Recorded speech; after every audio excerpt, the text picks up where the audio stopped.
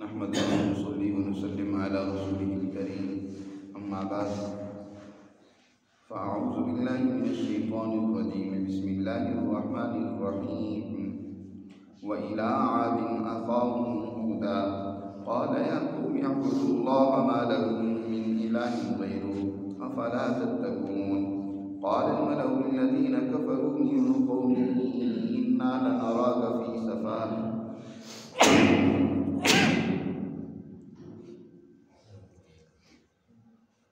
قال الملأ الذين كفروا من قومه إنا لنراك في سفاهة وإنا لنظنك من الكاذبين قال يا قوم ليس بي سفاهة ولكني رسول من رب العالمين أبلغكم رسالات ربي وأنا لكم ناصح أمين أوعجبتم أن جاءكم ذكر من ربكم على رجل منكم لينذركم واذكروا إذ جعلكم خلفاء من بعد قوم نوح وزادكم في الخلق بسطا فاذكروا آلاء الله لعلكم تفلحون قالوا أجئتنا لنعبد الله وحده ونذر ما كان يعبد آباؤنا فأتنا بما تعدنا إن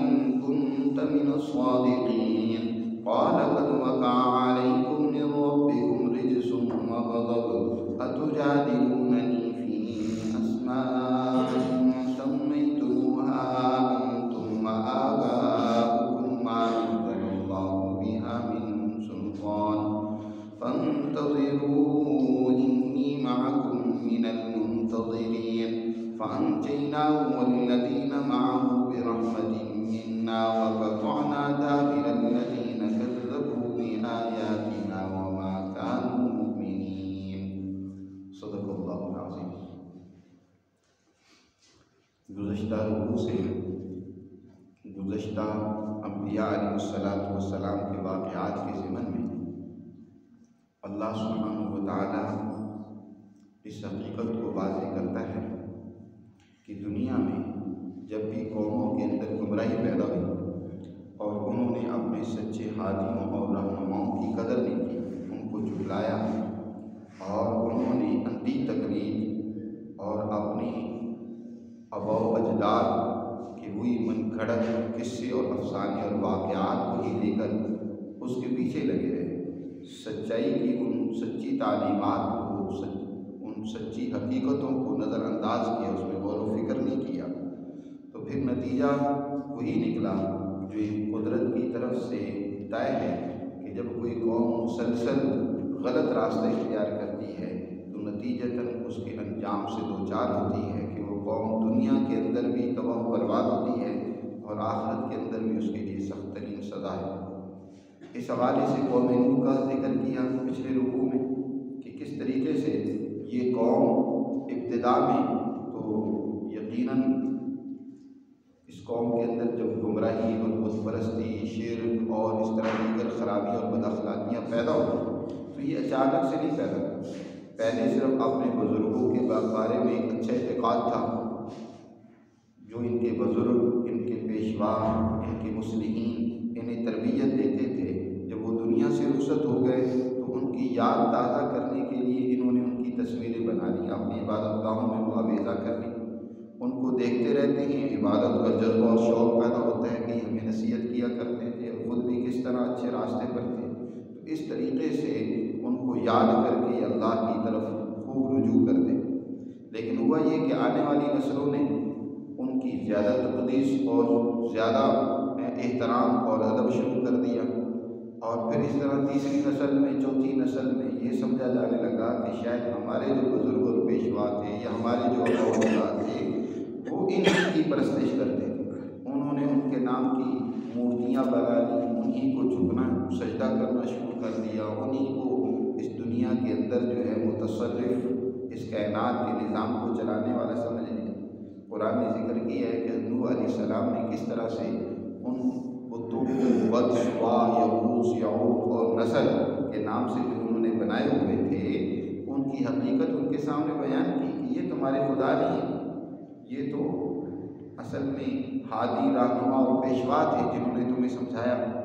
جیسے اب ہندوستان میں بھی دیکھیں، جیسے رام چندر جی ہیں اور اس طرح کرشن مہاراج جی، یہ جو لوگ تھے اپنے دور کے مصلحین تھے، نیک لوگ تھے، انہوں نے اپنی قوم کی اصلاح کی، تربیت کی، لیکن رفتہ رفتہ قوم انہی کو پوجنا شروع کر دی، انہی کی جو ہے وہ اس طرح معتقد ہو گئی آنے والی نسلیں کہ انہی کو خدا بنا بیٹھی۔ یا جیسے عیسائیوں میں اس طرح کی خرابیاں اور من گھڑت واقعات پیدا ہو گئے کہ وہ عیسیٰ علیہ السلام کو ہی خدا اور خدا کا بیٹا سمجھنے لگ پڑے۔ یہودیوں میں اس طرح کی گمراہیاں پیدا ہو گئی، یا اسی طرح آج بعض جاہل مسلمانوں کے اندر بھی اسی طرح کے اعتقادات اور خرابیاں موجود ہیں۔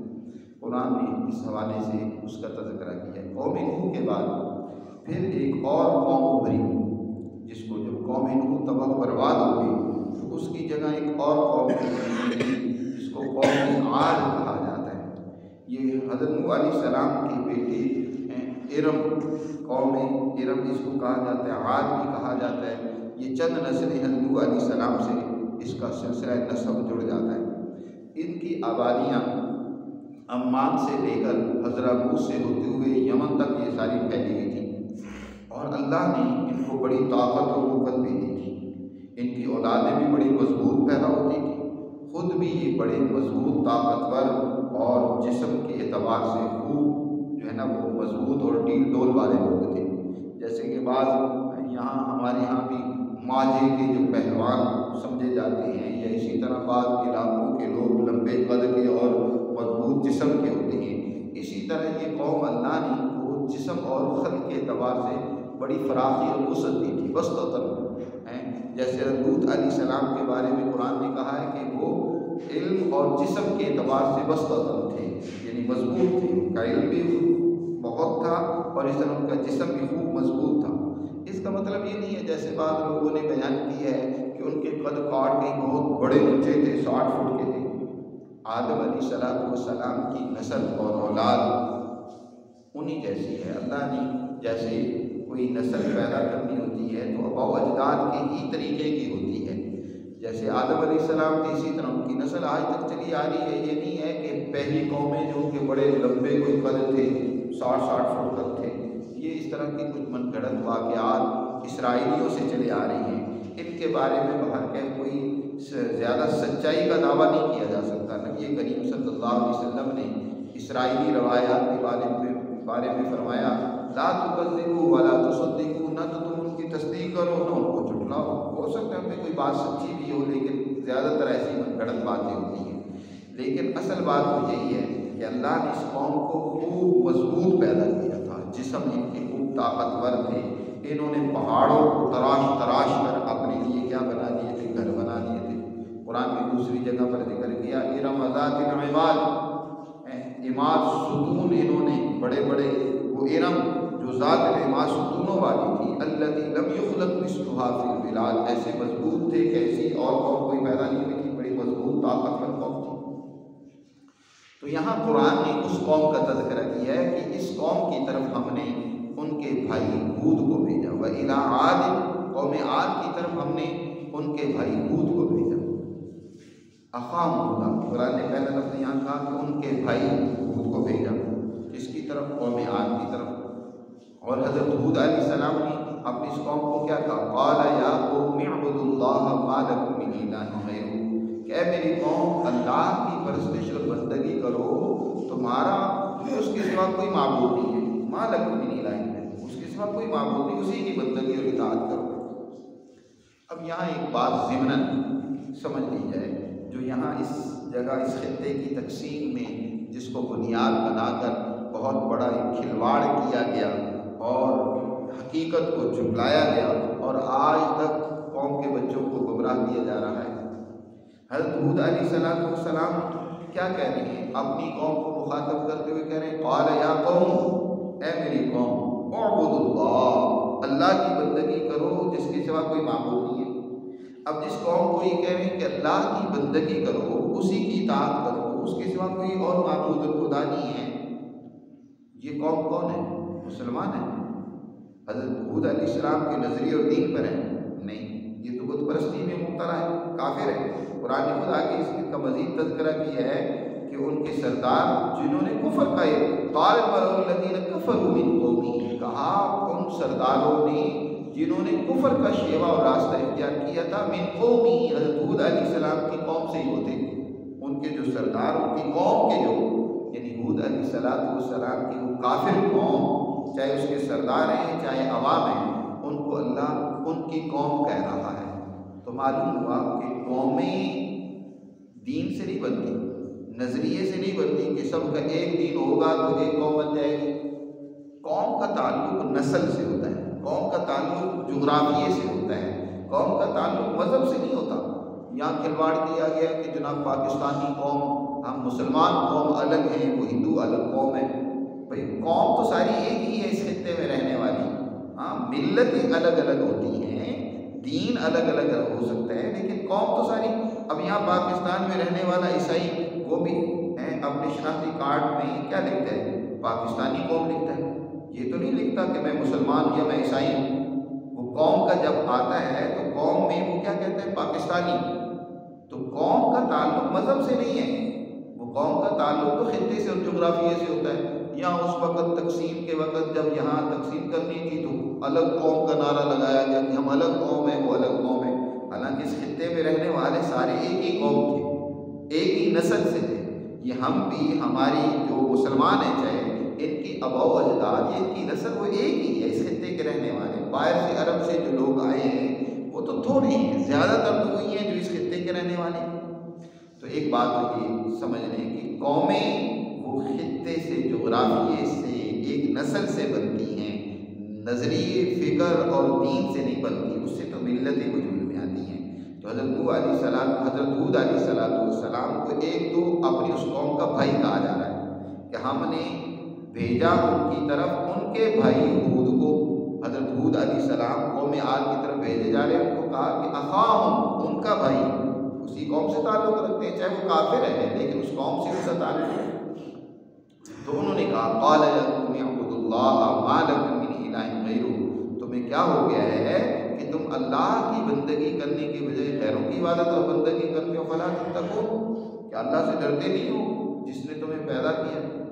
تو قال الملأ الذین کفروا من قومہ، ان کی قوم کے وہ لوگ جنہوں نے کفر کا شیوہ اختیار کیا اور وہ سردار تھے، وڈیرے تھے، وہ کیا کہنے لگے؟ انا لنراک فی سفاہۃ، بے شک ہمارے خیال میں تو بے وقوف ہو گئے، اپنے آباء و اجداد کی خلاف ہو جا رہا ہے، ان کو تو گمراہ کہہ رہا ہے، ان کا غلط راستہ بتلا رہا ہے، ہم تو سمجھ رہے ہیں کہ تو بے وقوف ہے۔ اور دوسرا مطلب یہ بھی ہے کہ آج کے دور میں جس طرح کی تو بات کرتا ہے اعلیٰ اخلاق کی، اعلیٰ رویوں کی، عدل کی، امن کی، خوشحالی کی، آج کا دور تو مال بنانے کا ہے، دولت بنانے کا ہے، پیسے بناؤ، چھوڑو ان چیزوں کو جو تم کہتے ہو، یہ تو بے وقوفی والی باتیں، آج ان کی کیا ضرورت ہے؟ اس طرح کی باتیں کرنا تو بڑی بے وقوفی کی بات ہے، تو دیکھ رہے ہیں کہ تو بڑا بے وقوف آدمی ہے۔ حضرت ہود علیہ السلام کو ان کی قوم کے سردار کہتے ہیں۔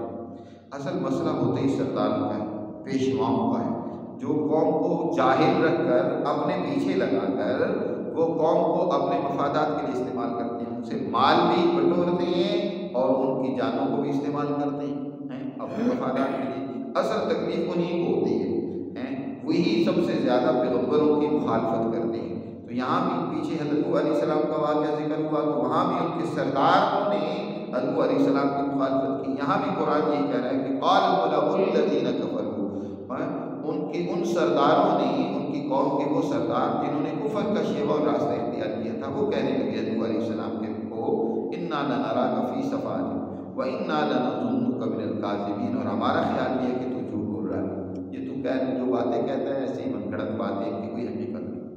حضرت ہود علیہ السلام نے کہا قال یا قوم لیس بی سفاہۃ، کہ میری قوم میں بے وقوف نہیں ہوں، لیس بی سفاہۃ، سفاہۃ ایک تو تنکیر نکرہ ہے، اس کے آخر میں تنوین تنویر کی ہے، جس کا معنی یہ ہے کہ ذرہ بھی میرے اندر بے وقوفی کی بات نہیں ہے، میں سارے حقائق سمجھتا ہوں، سب کچھ جانتا ہوں۔ اللہ نے پیغمبر یاد رکھو سب سے بڑا عقل مند ہوتا ہے، اس کی عقل اتنی اونچی ہوتی ہے کہ قوم کے کسی فرد کی عقل اس درجے کی نہیں ہوتی، اتنی اونچی کی عقل ہوتی ہے کہ اس کی عقل پر وحی اترتی ہے. جتنی اونچی عقل ہوگی اتنی اونچی بات سمجھ آئے گی. چھوٹی عقل والا بڑا اونچی بات کہاں سمجھ سکتا ہے؟ تو پیغمبر تو اوپر کی بات سمجھتا ہے. تو اس لیے پیغمبر کی عقل کے برابر کسی کی عقل نہیں ہوتی ہر دور کا. حضرت ہود علیہ السلام کہتے ہیں کہ میں بے وقوف نہیں ہوں، لیکن اصل بات یہ ہے کہ تم یہ جو دولتیں بنا رہے ہو، یہ جو تم چودراہٹیں اور سرداریوں کے پیچھے لگے ہوئے ہو، اپنے مفادات جمع کر رہے ہو، اور میں اس کی مخالفت کر رہا ہوں. اور یہ بت پرستی اور شرک میں جو تم مبتلا ہو، وجہ یہ میں اس کی مخالفت اس لیے کر رہا ہوں کہ میں رب العالمین کا رسول ہوں. مجھے رب العالمین نے تمہاری طرف بھیجا ہے تمہیں سمجھانے کے لیے، تمہیں ان گمراہیوں سے بچانے کے لیے. وَلَٰكِنِّي رَسُولٌ مِّن رَّبِّ الْعَالَمِينَ، لیکن میں رسول ہوں رب العالمین کی طرف سے. رسول کا یہاں لفظ استعمال کیا. یاد رکھیں رسول وہ ہوتا ہے جو اللہ کی اس کائنات میں اتھارٹی ہوتا ہے، لوگوں پر لازم ہوتا ہے کہ اس کی اتباع اور اطاعت کرے. جو وہ قانون نافذ کرے اس قانون کو حتمی اور یقینی سمجھ کر اس پر عمل کرے. رسول اور نبی میں بھی فرق ہوتا ہے کہ نبی جو ہے وہ صرف ایک علم ہوتا ہے اللہ کی طرف سے جو انسانیت تک پہنچا دیتا ہے، اللہ کا پیغام پہنچا دیتا ہے. اس سے اونچا درجہ ہوتا ہے رسول کا. حضرت نوح علیہ السلام اللہ کے پہلے رسول تھے. حضرت آدم علیہ السلام نبی تھے اللہ کے، لیکن رسول پہلے حضرت نوح علیہ السلام تھے. پھر اسی طرح ان کے بعد حضرت ہود علیہ السلام اللہ کے رسول تھے. وہ فرماتے ہیں وَلَٰكِنِّي رَسُولٌ مِّن رَّبِّ الْعَالَمِينَ. اور ہر رسول نبی بھی ہوتا ہے، لیکن ہر نبی کے لیے رسول ہونا ضروری نہیں ہوتا. رسول ہوتا ہے جس کے پاس نئی شریعت، نئی قانون، نئی تعلیم ہوتی ہے اور قوم اس کی قانون پر چلنے کی پابند ہوتی ہے. نبی جو ہوتا ہے وہ بسا اوقات صرف پہلے جو علوم کسی نبی پر مثلاً اترے ہیں یا براہ راست اس کو کچھ صحیفے دیے گئے ہیں وہ لوگوں کے سامنے بیان کر دیتا ہے. نبأ کا معنی خبر دینا، بتا دینا. ابلغکم، انہوں نے کہا کہ میں رب العالمین کا رسول ہوں تمہاری طرف. یہی وجہ ہے کہ میں تمہیں ان چیزوں سے روک رہا ہوں اور میں تمہارے سامنے اپنے رب کے پیغامات پہنچا رہا ہوں. ابلغکم رسالات ربی وانا لکم ناصح امین. اور سنو، میں قوم سے مخاطب کرتے ہوئے کہتے ہیں کہ میں تمہارا خیر خواہ ہوں. میں کوئی اپنا مفاد نہیں چاہتا تم سے، جیسے یہ سردار اپنے مفادات چاہتے ہیں. بہت سارے لوگ وہ آج بڑی میٹھی میٹھی باتیں کریں گے لیکن مفادات سارے اپنے ہوتے ہیں. بہت سارے لیڈر ہیں وہ بعض دفعہ بڑی باتیں اچھی کرتے ہیں لیکن اس اچھی بات کے پیچھے بھی ان کا اپنا مفاد چھپا ہوتا ہے. تو حضرت ہود علیہ السلام نے کہا کہ میں تمہاری خیر خواہی چاہتا ہوں، میں تمہاری بھلائی چاہتا ہوں، میرا کوئی اپنا مطلب اور مفاد نہیں ہے. اور ساتھ دوسرا جملہ کہا وانا لکم ناصح امین، میں امانت دار ہوں، میں ذمہ داری بھی نبھا رہا ہوں. میں اگر تمہارا سردار یا پیغمبر اور رسول ہوں کہ تم میرے پیچھے چلو، میں تمہیں کہہ رہا ہوں تو میں پوری ذمہ داری اور امانت داری کا مظاہرہ کر رہا ہوں. جو اللہ نے میرے ذمہ یہ کام لگایا ہے میں تو وہ کام سر انجام دے رہا ہوں. اوعجبتم ان جاءکم ذکر من ربکم علی رجل منکم لینذرکم. اور تمہیں سب سے زیادہ اچھبا یہ لگ رہا ہے، قوموں کو یہ سب سے بڑی خرابی ان میں پیدا ہو جاتی ہے کہ وہ اپنی قوم کے کسی سچے اور مخلص آدمی کو قبول کرنے کے لیے تیار نہیں ہوتے. دوسروں کو اہمیت دیں گے، اپنی قوم کے جو اچھے لوگ ہوتے ہیں، باصلاحیت لوگ ہوتے ہیں، ان کی قدر نہیں کرتے. ہمیشہ سے ایسا رہا. وہ کیا کہتے ہیں، گھر کی مرغی دال برابر. کہ گھر کا کوئی آدمی اچھا ہے، عقل کی بات کر رہا ہے، سمجھداری کی بات کر رہے ہیں تو لوگ اس کی قدر نہیں کرتے. بھئی یہ تو ہمارے سامنے ہے، اس کی کیا. دوسرے کوئی بات کہیں وہ چاہے غلط ہی ہو، پٹا بھی ہو تو اس کو بڑی اہمیت دیں گے. اب یہاں ہمارے اس خطے کے اندر جو اونچے دماغ کے لوگ پیدا ہوئے، بڑے بڑے مفکرین، بڑے بڑے عقل مند لوگ پیدا ہوئے، مثلا حضرت الامام شاہ ولی اللہ رحمۃ اللہ علیہ جیسے، ان کو لوگ نہیں پیش کریں گے. وہ دنیا جہاں کے مفکرین، مغربی مفکرین کی باتیں کریں گے کہ وہ فلاں بڑا فلاسفر تھا، اس نے یہ بات کی، اس نے فلاں نے یہ عقل کی بات کی ہے، ان کی مثالیں دے رہے ہوتے. حالانکہ یہاں جتنے اونچے دماغ پیدا ہوئے ہیں اس کی درجے میں کئی دنیا میں ایسے دماغ پیدا نہیں ہوئے ان کے بعد. تو حضرت ہود علیہ السلام کے لیے بھی یہی تھا کہ وہ کہتے اوعجبتم، تمہیں سب سے زیادہ تعجب اس بات پر ہو رہا ہے نا کہ ان جاءکم ذکر من ربکم علی رجل منکم لینذرکم. یہ کہ تمہارے پروردگار کی طرف سے جو نصیحت آئی ہے وہ تم ہی میں سے ایک آدمی پر آئی ہے، علی رجل منکم، تم ہی میں سے ایک آدمی ہے، اور لینذرکم، اس لیے وہ نصیحت آئی ہے تاکہ تمہیں تمہارے برے انجام سے تمہیں خبردار کر دے، آگاہ کر دے کہ اگر اس طریقے سے چلتے رہے تو تمہارا کیا نتیجہ نکلے گا۔ تو تمہیں یہ تعجب ہو رہا ہے نا، یہ برا عجیب لگ رہا ہے کہ یہ کیسے ہو گیا کہ یہ رسول بن گیا ہم میں سے۔ وَاذْكُرُوا إِذْ جَعَلَكُمْ خُلَفَاءَ مِن بَعْدِ قَوْمِ نُوحٍ، مزید تاریخ سے بھی سمجھایا، سمجھانے کے لیے، تذکیر کے لیے مختلف طریقے ہوتے ہیں سمجھانے کے، ان میں سے ایک تذکیر بھی ایام اللہ، کہ تاریخ سے حوالہ دے کر سمجھانا کہ دیکھو تم سے پہلے ایک قوم گزر چکی ہے، قوم نوح، ان کا طریقہ کار بھی کچھ اسی طرح کا تھا جیسے تمہارا ہے، تو وہ قوم تباہ و برباد ہو گئی، طوفان میں غرق کر دی گئی، اور ان کی یاد کرو، وَاذْكُرُوا، یاد کرو، اِذْ جَعَلَكُمْ خُلَفَاءَ، اس لیے کہ اللہ نے تمہیں بنایا ہے قوم نوح کے بعد ان کا جانشین بنایا ہے نا، وہ قوم تباہ ہوئی تو تم ان کی جگہ پر آئے ہو، اس سے عبرت حاصل کرو، نصیحت حاصل کرو۔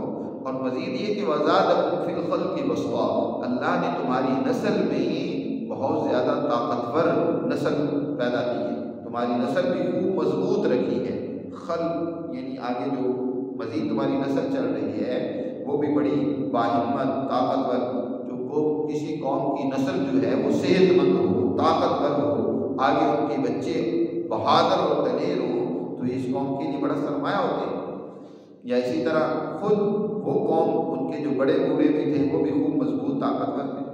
فَاذْكُرُوا آلَاءَ اللَّهِ، یاد کرو اللہ کی نعمتیں جو تم پر اس نے کی ہیں، لَعَلَّكُمْ تُفْلِحُونَ، تاکہ تم اس طریقے سے فلاح اور کامیابی سے ہمکنار ہو۔ حضرت ہود علیہ السلام نے اس طریقے سے اپنی قوم کو سمجھایا، لیکن قوم آگے سے کیا جواب دیتی ہے؟ وہ کہتی ہے قَالُوا أَجِئْتَنَا لِنَعْبُدَ اللَّهَ وَحْدَهُ وَنَذَرَ مَا كَانَ يَعْبُدُ آبَاؤُنَا، اے ہود تو ہمارے پاس اس لیے آیا ہے تاکہ ہم ایک خدا کی، ایک اللہ کی بندگی کریں، اور جن کی ہمارے آباء و اجداد بندگی اور اطاعت کرتے آئے ہیں ہم اس کو چھوڑ دیں، اپنے آباء و اجداد کا راستہ چھوڑ کر تیری بات مان لیں کہ صرف ایک خدا کی بندگی کریں۔ یہ اس لیے آئے، تو یہ سمجھانے کے لیے آئے، ہمارے باپ دادا سارے گمراہ ہو گئے، انتی تقلید قوموں کے لیے بربادی کا باعث بنتی ہے، یاد رکھیں۔ اور جب کسی کے اندر ایسی انتی تقلید پیدا ہو جائے، عقل کی بات نہ ہو، سمجھ اور شعور کی بات نہ ہو، تو وہ قوم پھر اسی طرح کی حرکتیں کرتی ہے۔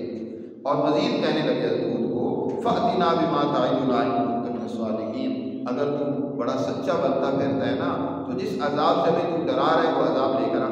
فَأْتِنَا بِمَا تَعِدُنَا إِن كُنتَ مِنَ الصَّادِقِينَ، اگر سچا ہے وہ لے عذاب جس سے تو ہمیں کیا ڈرا رہا ہے۔ یہی حال قریش کا تھا۔ قریش کیا کہتے تھے؟ وہ کہنے لگے کہ اللہ فَأَمْطِرْ عَلَيْنَا حِجَارَةً مِّنَ السَّمَاءِ أَوْ ائْتِنَا بِعَذَابٍ أَلِيمٍ، یہ اگر یہی بات حق ہے جو محمد صلی اللہ علیہ وسلم کہہ رہے ہیں تو پھر ہم پر اپنی پتھروں کی بارش نازل فرما، فَأَمْطِرْ عَلَيْنَا حِجَارَةً مِّنَ السَّمَاءِ أَوْ ائْتِنَا بِعَذَابٍ أَلِيمٍ۔ یہ قوموں کی بہت بڑی حماقت ہوتی ہے کہ وہ اللہ کا عذاب مانگنے لگ پڑے، وہ اپنی اس غلط اور جھوٹے راستے کو اتنا یقینی باور کرتے ہیں، سمجھتے ہیں کہ بس اس کے علاوہ کوئی راستہ ہے ہی نہیں ہے، اور کہتے ہیں کہ اگر ہم غلط راستے پر ہیں تو اللہ کا عذاب ہم پر آ جائے۔ تو ہود علیہ السلام کو بھی قوم کہتی ہے کہ جس سے تو ہمیں ڈراتا ہے نا وہ لے کے نہیں آتا۔ حضرت ہود علیہ السلام نے فرمایا قَالَ قَدْ وَقَعَ عَلَيْكُم مِّن رَّبِّكُمْ رِجْسٌ وَغَضَبٌ، یقیناً تم پر تمہارے پروردگار کی طرف سے عذاب اور اس کا غضب واقع ہو چکا ہے، تمہاری کرتوتوں کی وجہ سے اس کا غضب تو تم پر واقع ہو چکا ہے کہ تمہارے اندر اتنی عقل نہیں ہے، اتنی ساری بات بھی تم سمجھ نہیں آ رہی ہے جو میں تمہیں سمجھا رہا ہوں، یہ اس کے غضب اور اس کے عذاب کی نتیجہ ہے کہ کسی قوم کی عقل مسخ ہو جائے کہ وہ عام سادہ سی بات بھی، ایک حقیقت، ایک سچائی اور عقل کی بات بھی سمجھنے اور ماننے کے لیے تیار نہ ہو، تو اس سے بڑا اللہ کا عذاب کیا ہوگا؟ کسی قوم کی عقل ماری جائے، بس وہ انتی تقلید ہے کے اوپر ہی قائم اور دائم، رجسن بمانے یا رجسن کے ہیں، یعنی عذاب الہی تم پر واقع ہو چکا ہے، وغضب اور اس کا غضب۔ مزید فرمایا اتجادلوننی فی اسماء سمیتموها انتم وآباؤکم، کیا تم مجھ سے ان چند ناموں کے بارے میں جھگڑ رہے ہو جو تم نے اور تمہارے اباء و اجداد نے رکھ لیے، اور ما نزل اللہ بہا من سلطان، اللہ نے ان کی کوئی دلیل نازل نہیں کی۔ یہ چند ایک جو تم نے نام بنا رکھے، مثلا ان کے بتوں کے نام تھے سمود ہیں، سمودھا، اور اس طرح کے مختلف نام جو تم نے طے کر لیے ہیں، جن کی کوئی حقیقت نہیں ہے، ان کے پاس کوئی اختیار اور طاقت و پاور نہیں ہے، یہ بت ہیں، گھڑندو باتیں ہیں جن کے پیچھے کوئی حقیقت نہیں ہے، سوائے ناموں کے کچھ نہیں ہے۔ ان کی اس صلاحیت جو ان کی طرف تم منسوب کر رہے ہو، جو بات ان کی طرف منسوب کر رہے ہو، اس کی کوئی ان کے پاس دلیل نہیں ہے، کوئی سند نہیں ہے۔